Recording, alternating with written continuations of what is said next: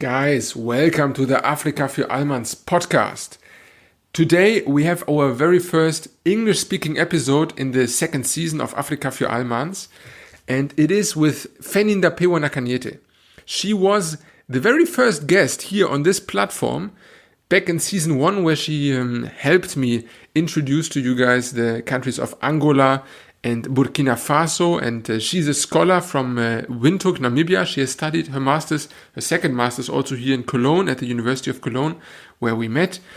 And now she's doing her PhD studies on the San people. And this will be the topic for today. It's a native population, maybe the oldest native population in the world. They are nomadic mostly, and they live predominantly in southern Africa.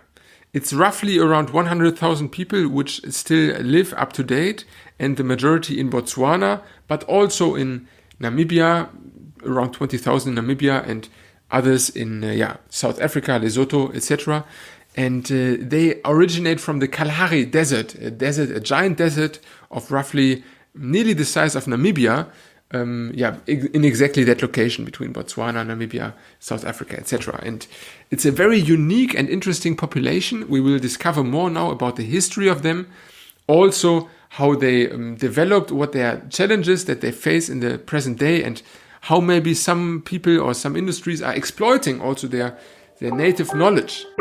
Yeah, it's a very long format conversation, and I left it all together here for you guys. So I hope you take the time, enjoy it, and we will hear each other again at the end of the episode. Let's go!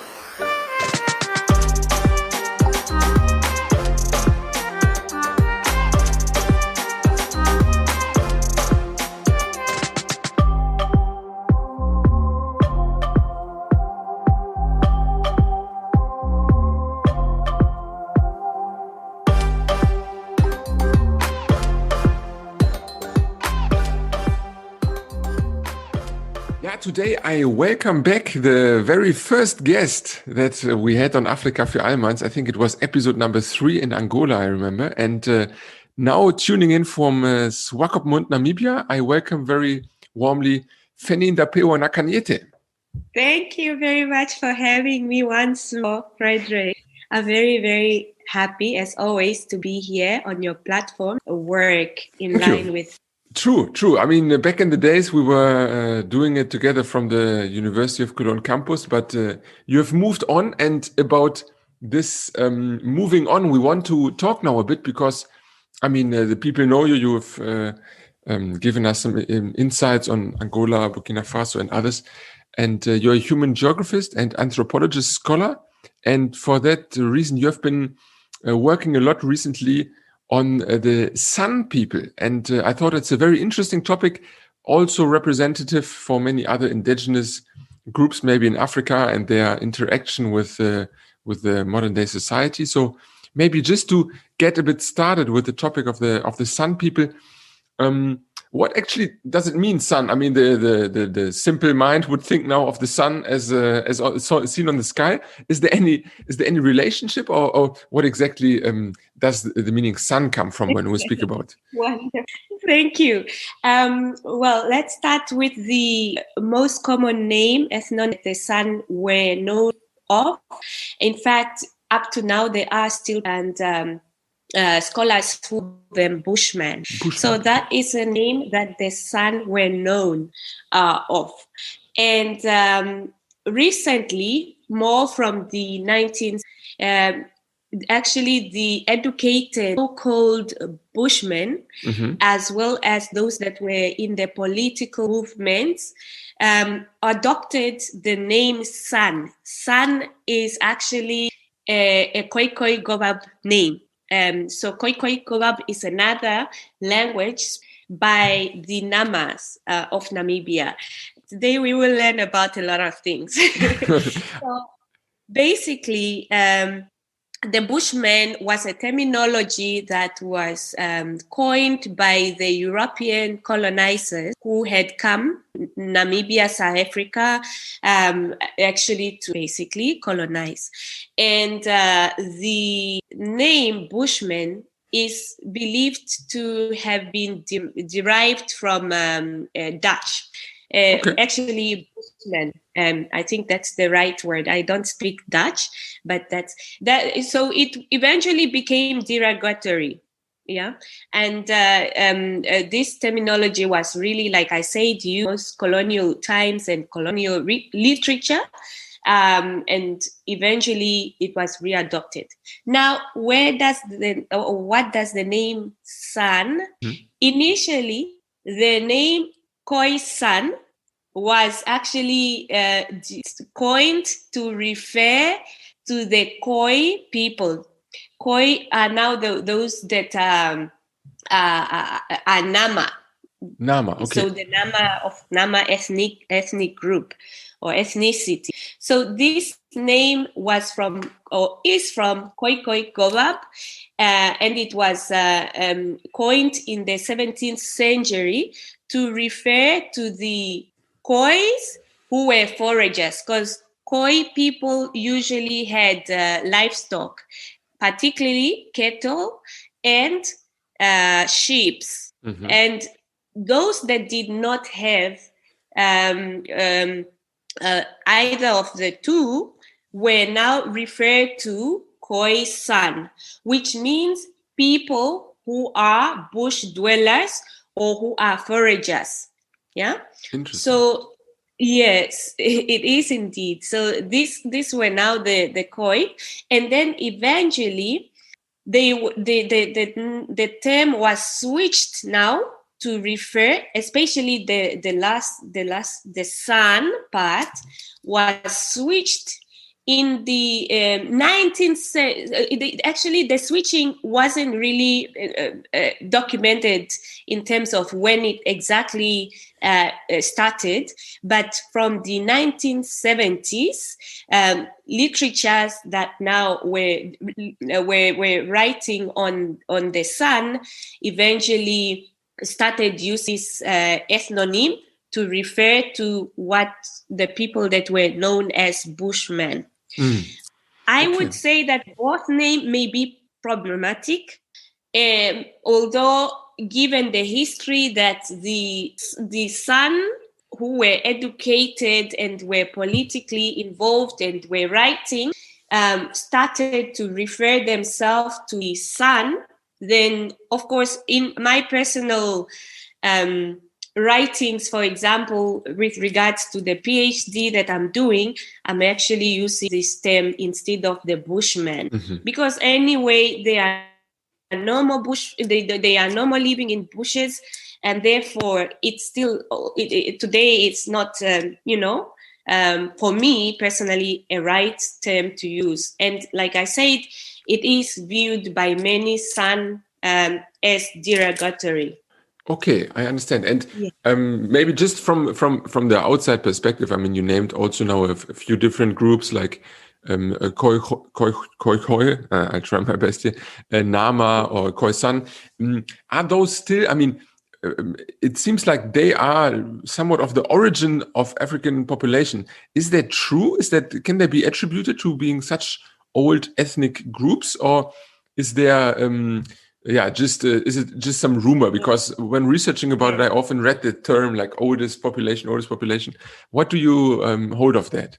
Yes. So the San people, the San who are now what were known as Bushmen, are known to be the origin or original inhabitants of Southern Africa. So before Bantu people, including my ethnic group, moved to Southern Africa, actually the San were living here already.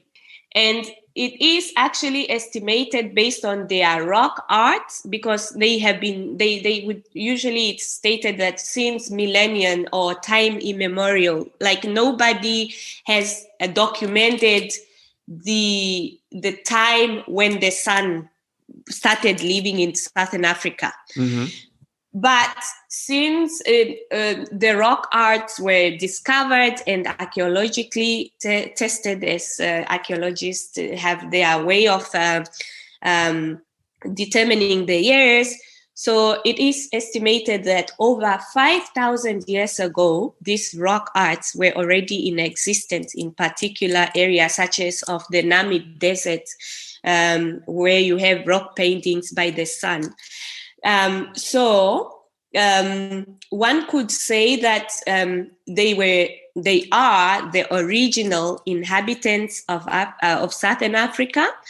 And it was then only from over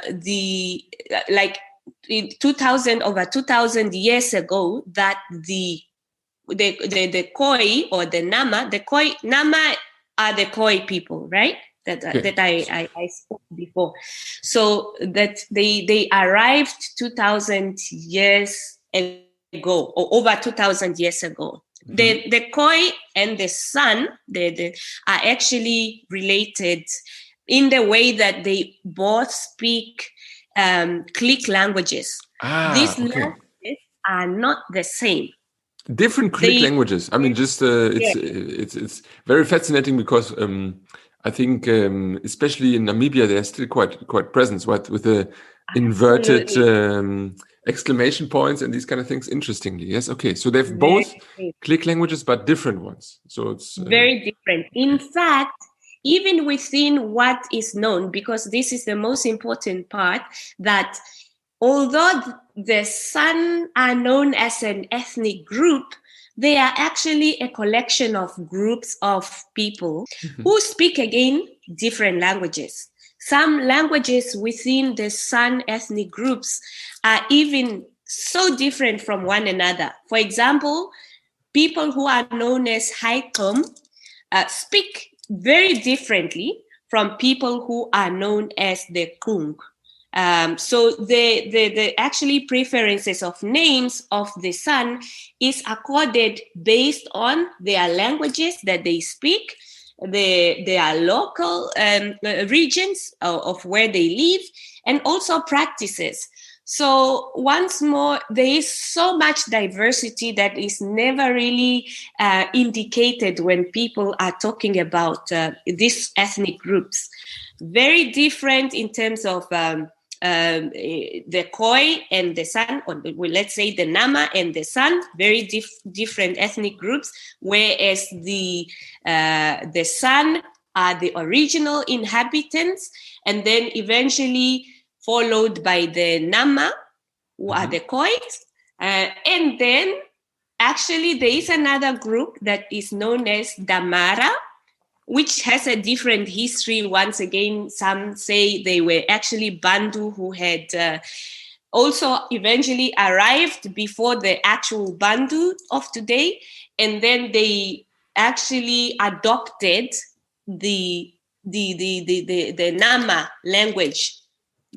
Some would say they were enslaved by the Nama, and they actually lost their language to start speaking Khoi Kowab, which is the spoken language of the Nama and Damara. So sometimes this language is actually known as Damara Nama. Damara Nama. Okay, wow. So we have now multiple different groups. Let's maybe just for the sake of this episode stick a bit to the San people. You spoke about them being originating in Southern Africa. In terms of geography, are there any countries we can identify that had or still have San populations? Absolutely. Before we go there, maybe let me just say, although they are the first inhabitants of Southern Africa, some literature actually argues that they come from the area of East Africa. Given that that's the region where humanity is reported to have originated from. So the arguments are that some of the arguments say that in the area of, for example, Ethiopia, Mozambique, Kenya, others even refer as far as Egypt, Tunisia, that area that they come from. Some also argue that they are the current human with the oldest genes, human genes in the world, if I even make sense. I'm not an archaeologist. So I would then assume that maybe from the original place, they were the first to inhabit Southern Africa. With the Bantu migration, there has been a lot of impact, negative one, on the San's livelihood. Besides the Bantu migration, of course, colonialism also has had a very significant impact. Therefore, the population is today predominantly of the San, found in Namibia, South Africa, Botswana, Angola, some part of Zimbabwe, and Zambia, as well as Lesotho, which is a kingdom inside South Africa, but an independent nation. Yeah. Okay. And saying now that they come from such a long history of, let's say, origin, or even integrating into Southern Africa, can they still be distinguished a lot, or have there been interactions with other ethnicities? I don't know, in the sense of mixing or conflicts. What is maybe the interaction here between the San and other Southern African, or maybe even migrated Bantu tribes? There has been a significant interaction between the San and all other ethnic groups. And I can only also speak based on my studies, because then that's where I mainly focused on this in the cultural, or let's say social economic relationships that existed. Of course, when the Bantu, for example, arrived, finding the San, who were egalitarians, they actually, and the Bantus were mostly agropastoralists. Okay, so wow, this is a big word. We have to jump here once. What is agropastoralist? Agropastoralists are people who actually farm, in terms of they have they sustain themselves on agricultural activities, that is growing crops, and also keeping or rearing animals, livestock, such as cattle, goats, sheep, and so forth. So the San, on the other hand, were hunter-gatherers. So there was some kind of negotiations that were done by these groups, that somehow they live in sort of harmony. No, definitely there had been conflict between the San and the Bantu speaking, or let's say also eventually then, of course, given that the Khoi were also now earlier than the Bantu, so all these groups had their own relationship and conflicts.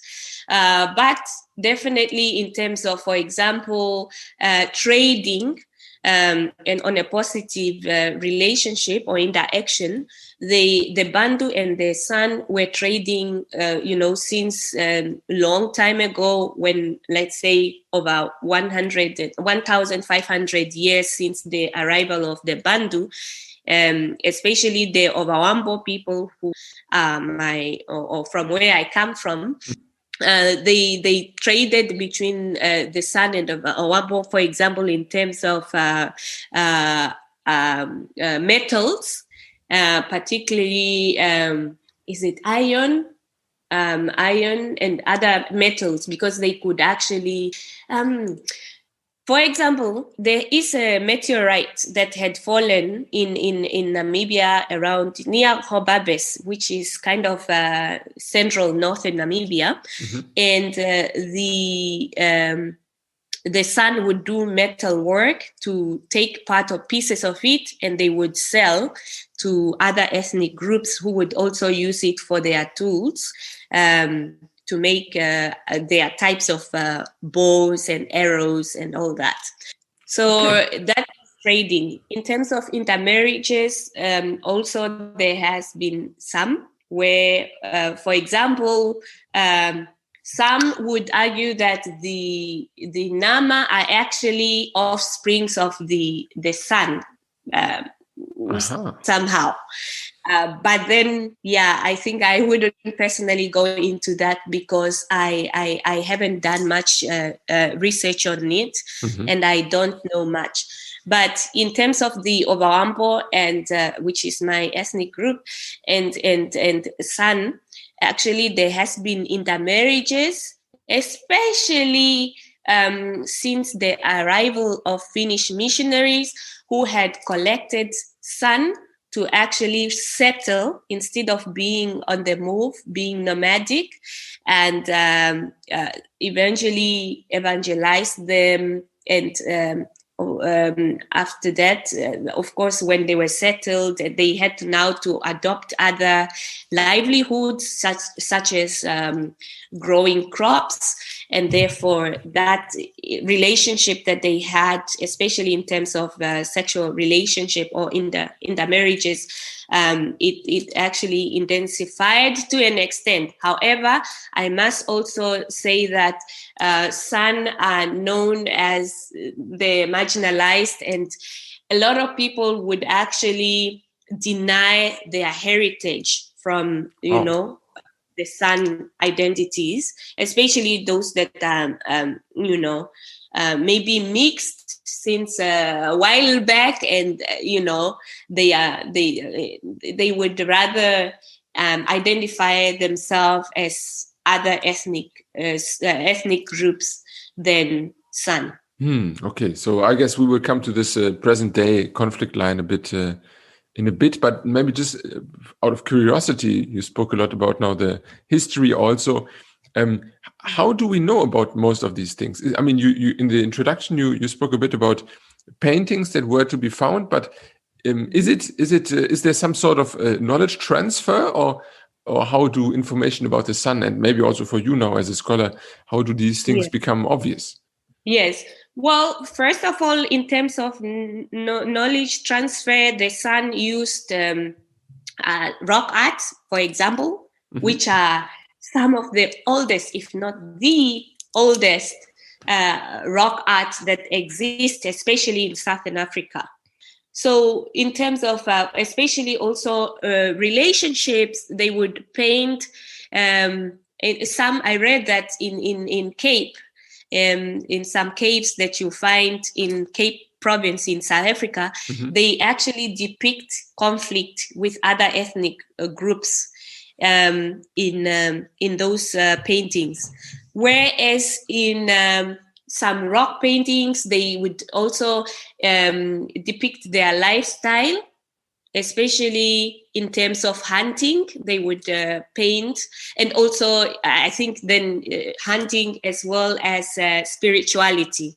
All this is depicted in most of their paintings, and also in songs that they sing about.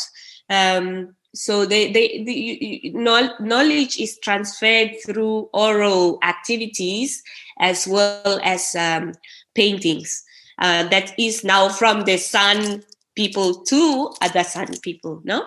But in terms of literature, having said that, for example, since colonialism and eventually missionaries that came to Namibia or Africa in general, they had documented all these relationships while they tried to evangelize the people. Yeah. So there's quite some knowledge. Maybe now moving on a bit about your own research. You said that you're trying to also evaluate on the socio-economic relationships. Maybe just, I know you're still in progress probably with the PhD thesis, but maybe give us a little introduction. What exactly is it that you then now are working in terms of the sun with? Yes. Well, so currently I am working on actually my PhD is entitled the Indigenous Knowledge for Sustainable Livelihood. So trying to explore forest products that are acquired through indigenous knowledge of the San people and analyze the value chains, as in like market networks that exist for the sun to benefit a little bit much more than they do right now, because they are basically, their knowledge is exploited and appropriated, whereby you have even pharmaceutical company as far as Germany using products that are from the San indigenous knowledge to make profit. But then once again, unfortunately and very sadly, the communities of the San, they are the most, or one of the most vulnerable, most poorest in terms of, I guess, say material or resources in Namibia. So that is the PhD. But before this, I was doing a master thesis, or I did a master on the socioeconomic relationship between the San and the Ovawambo, particularly focusing on the Haikom and Kung, as well as the Ovawambo, Ovakwanyama, which is Ovakwanyama and Andonga. So these are sub-ethnic groups in San tribe and Ovawambo tribe. So the groups of San that are found in north central Namibia mostly are the Haikom and the Kung. Okay. So they still live in these regions of north central Namibia, and they, actually this region was colonially known as Ovambo land or Ovambo land. But do these present day San tribes still live as hunter and gatherers, or have they adapted to, let's say, a more settled lifestyle? Unfortunately, the San livelihood of hunter gathering was transformed since maybe we could say it could have been transformed since the arrival of the Bantu, who had now settled in particular areas. So the San, even when they were hunting and gathering, had restrictions. So they were not now moving, all over Southern Africa, because eventually the Bantu had settled and they became, the owner of this land that they were settling on. Okay. However, they were still by then areas that were strongly for the San, especially let's just say, for example, Etosha National Park, which is one of the biggest national parks in Namibia, in Southern Africa as well. Is actually one of the lands that the San were hunting and gathering. So they lived there, and of course they were still hunter-gatherers until these areas were proclaimed as national parks, firstly by colonial government, and eventually the Namibian government also maintained the status of these parks as national parks, and therefore many actually lost land rights of this area, because now they are state land.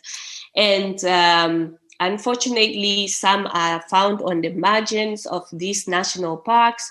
Others were pushed into other areas within North Central, for example, or Congo area. Initially, they were also the dominant groups that lived in this part.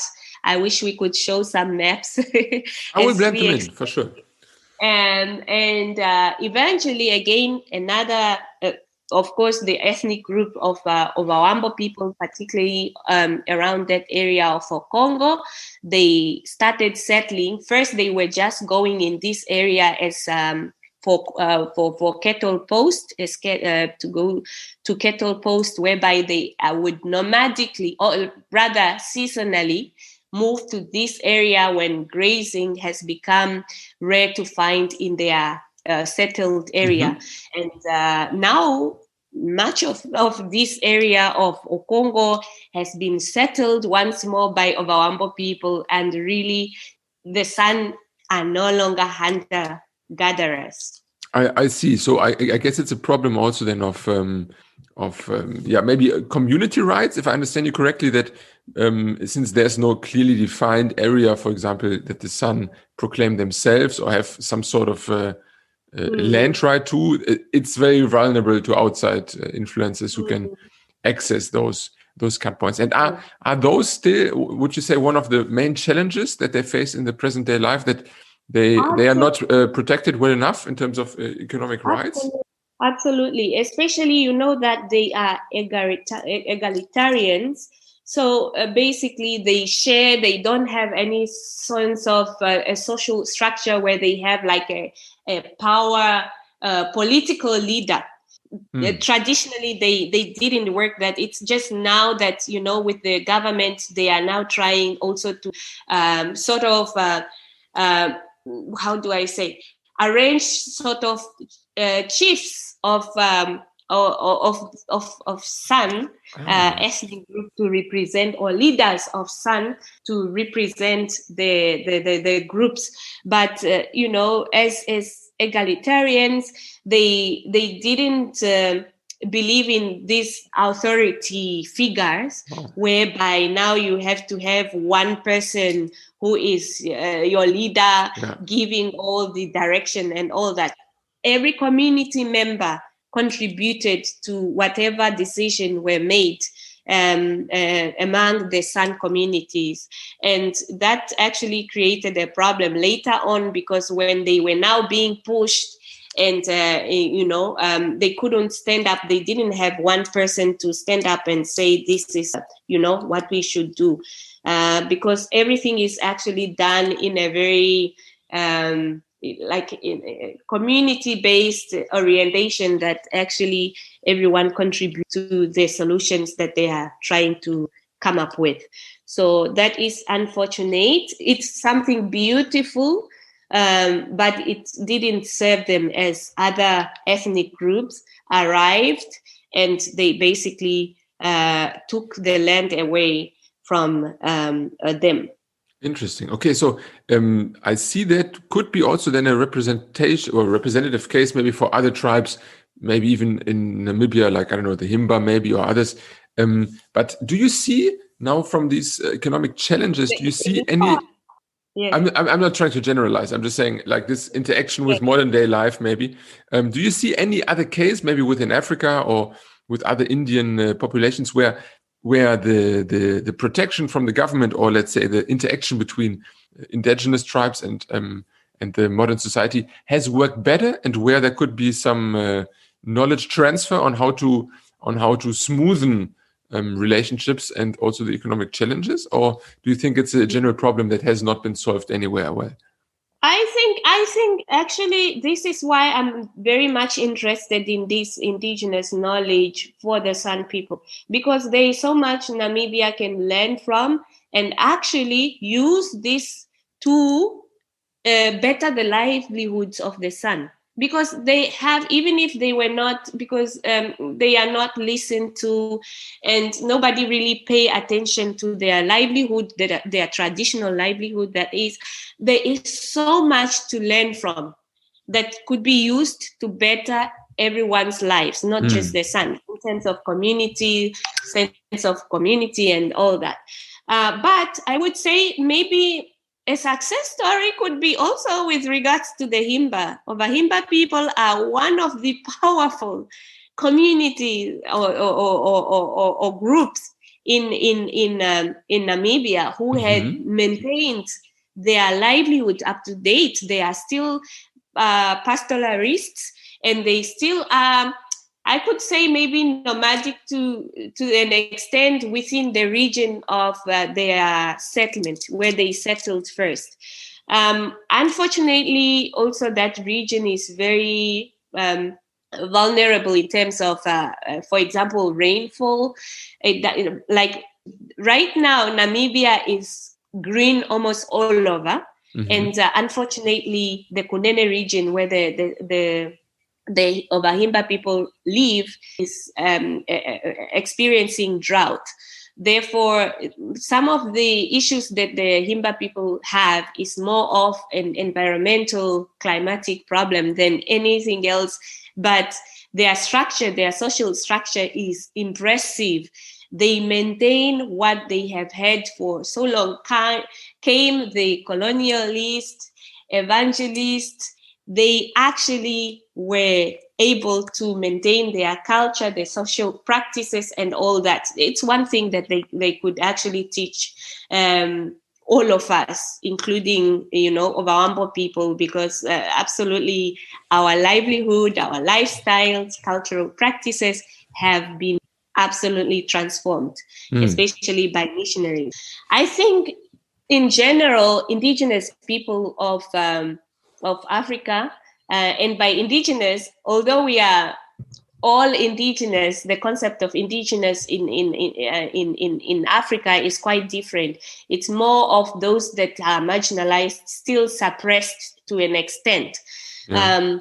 So unfortunately, I can't think of a group right now that has a success story.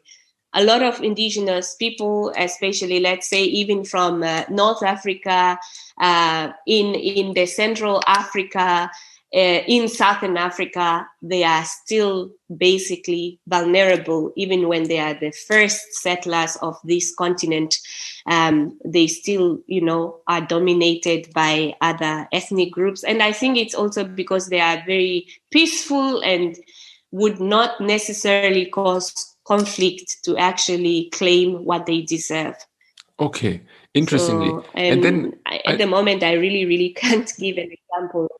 No problem. I mean, a success story. We already flagged the Himba, and I think that could be maybe also then an interesting case for future podcasts, especially since they are also Namibia based. So I guess the comparison to Sun would be a bit more easy. But maybe lastly, let me ask you, since you mentioned it quite a few times about the present day knowledge that can be also used or is maybe even exploited by some extent, that originates from the Sun. Is there maybe something, some nice insight or some interesting practice that we could learn from the Sun in the present day, or do we already have some sort of knowledge that we apply that originates from the Sun ethnicities?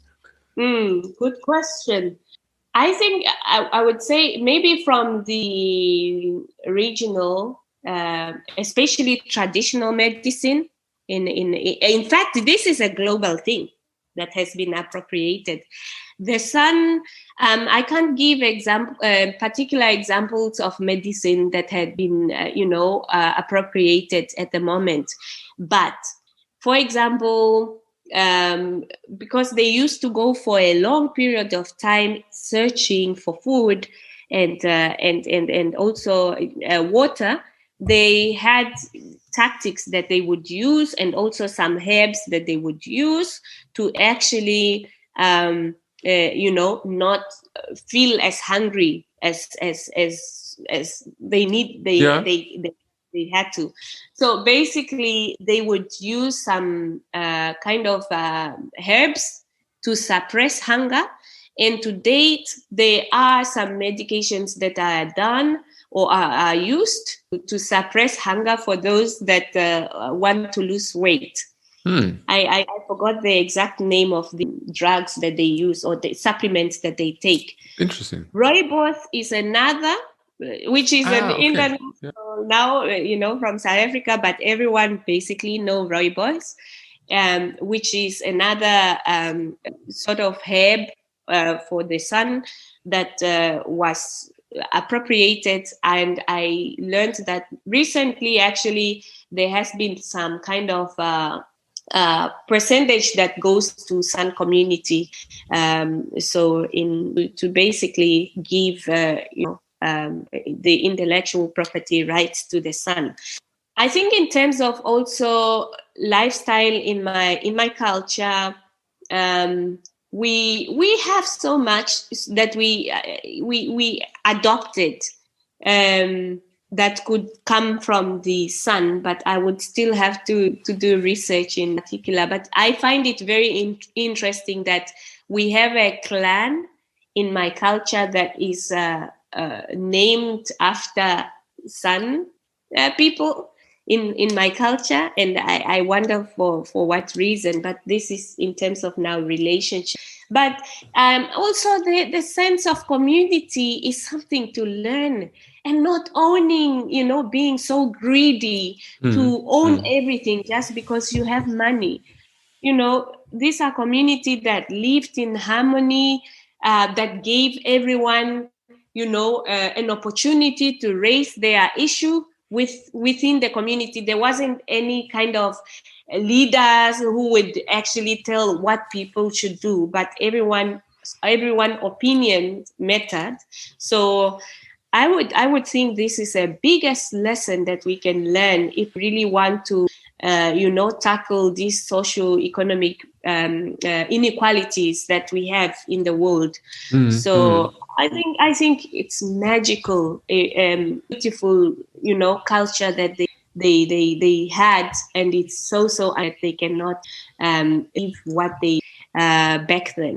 Yeah, it's I mean, speaking from a personal point of view, it's quite fascinating, or in this case probably also frustrating, to see that with all the perks that come with let's say more or less Western lifestyle, if it doesn't get based on certain property rights, it's basically wasted in terms of the participation you can have, right? I mean, this is maybe a case where also you start to realize again, if those things are not identified or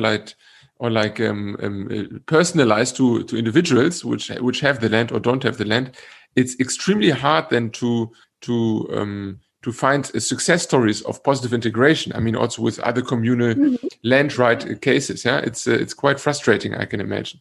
Yeah, because in terms of integration, it's more of, I would say, maybe this integration is in the sense that now the son had to adopt other cultures and lifestyles to live, like other Namibians, for example, growing crops. Some sun, especially those that are living in the north and central Namibia, have adopted now, agricultural activities. Others are struggling, and I do understand, and they are being, looked at as if they are not progressive just because they cannot adopt this lifestyle that the majority of Bandus have. But we should understand, for example, if the Bantu were to be now converted to become San, or to live the traditional livelihood of the San, they would struggle as well. And it's sad that, somehow now, sort of as a solution, the government rather gives social grants, which they don't even give to all San communities, and it's not even enough. So they would give these social grants to support them, but not really look into the traditional livelihood, because they are amazing. They are the scientists. They know medicine. They know so much. They have so much knowledge because they lived, natural environments for a long period to learn about all these, survival activities. So the government or us as, the Bandus or any other actually could learn so much from.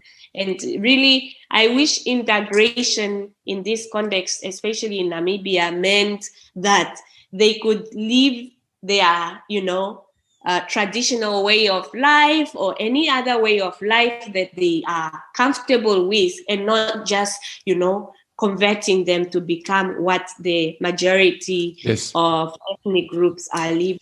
I guess that's a good approach, right? To find a certain appreciation within the other major ethnicity groups, that this, as the, let's say, oldest part of Namibia, it's the oldest tribe in Namibia, they should be maybe seen a bit more, let's say, valuable to the rest of the country, right? I mean, they contributed also to many scientific discoveries, as you said, and I don't know. It's at least for me always a question now, also within Corona and other factors, where you see actually which limitations you have beyond the digital knowledge, let's say. Yeah, once certain practical things come into play. Yeah, once you go out in the woods or something, it turns out to be quite useful to would have learned from, I don't know, your grandfathers or other people who are able to cut the wood, prepare it, whatever.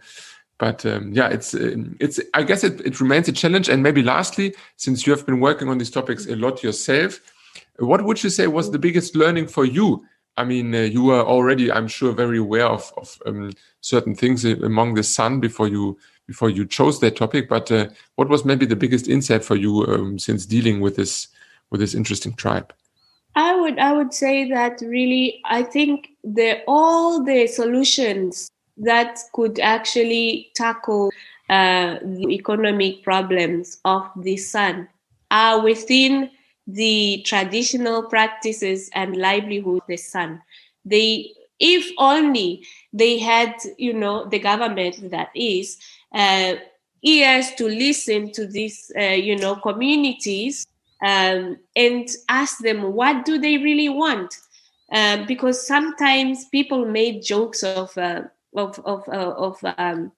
how, for example, one of the previous prime ministers had built homes for the San people, and as their traditional lifestyle, they wouldn't stay, for example, in a housing structure where a person had died, so they had to move. So eventually they had at one point, for example, moved out of these homes, some of them.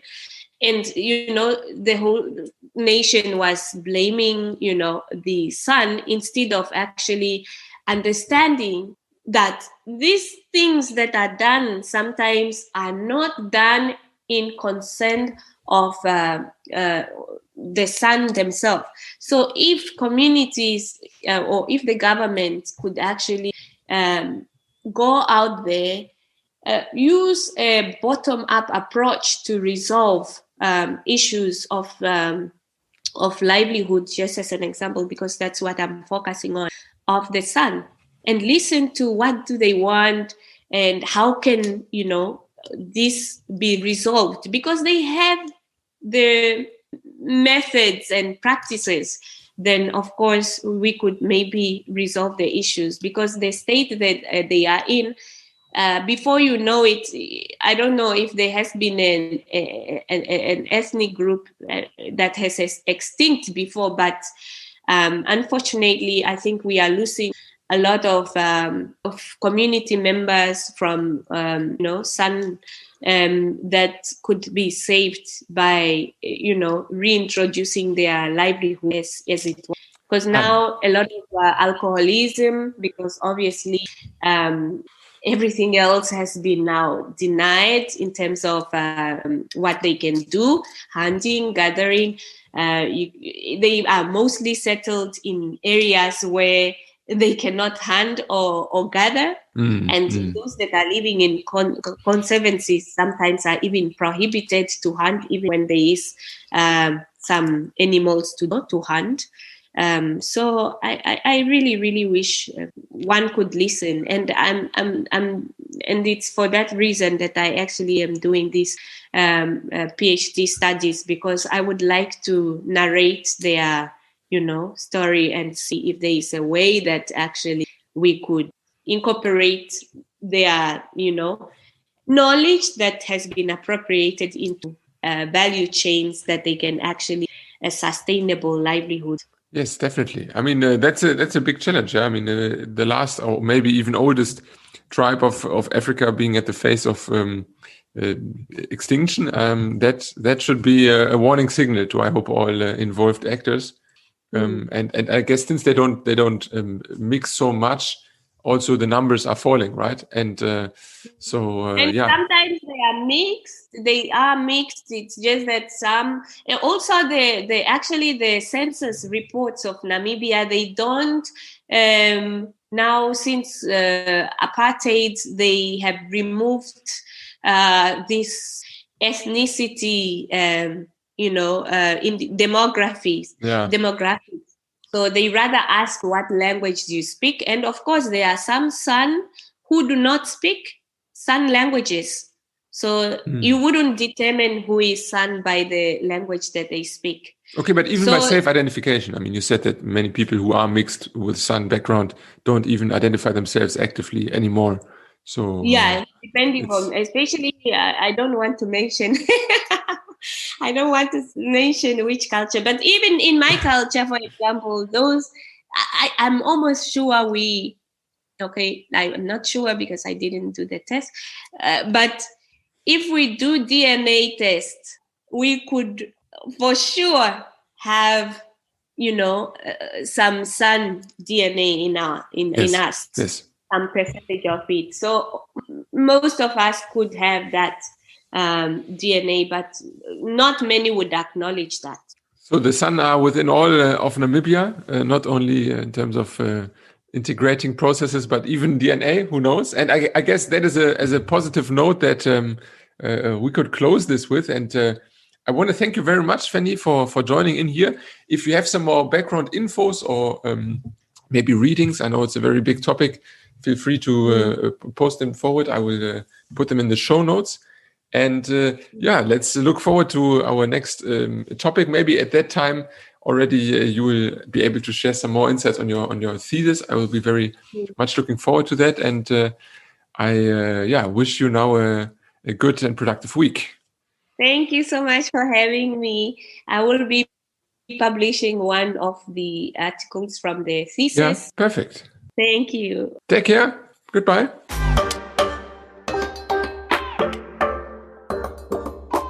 So guys, I hope you enjoyed this conversation together with Fenny, Ndapewa, Nakanyete. And the San are indeed facing a lot of challenges until this day. If you want to learn more about this, I have recorded another extra episode on this in German on Steady and Patreon for all of us who support Afrika für Allmanns. And this is my way to tell you, support Afrika für Allmanns is my encouragement here directly to you guys, because we are the only and therefore also biggest African topic podcast in German. And I hope this whole sphere of information grows and develops so you can be part of that. And the more people we gather, the more projects we can start, the more specials we can make, new episodes, new guests, and you can be a part of it. So if you think a few euros per month is nothing to cry for, then get involved. The links are in the description, where you can also find more information on Fenny and more on the podcast as such. So get on Patreon, get on Steady, support us. We are also on Instagram. And if nothing, then at least give the algorithm a little push with a 5-star ranking on Apple Podcast. Enough of that. And now I hope you guys have a good weekend, celebrate Easter, and we will hear each other in 2 weeks with the next Then German podcast. Ciao.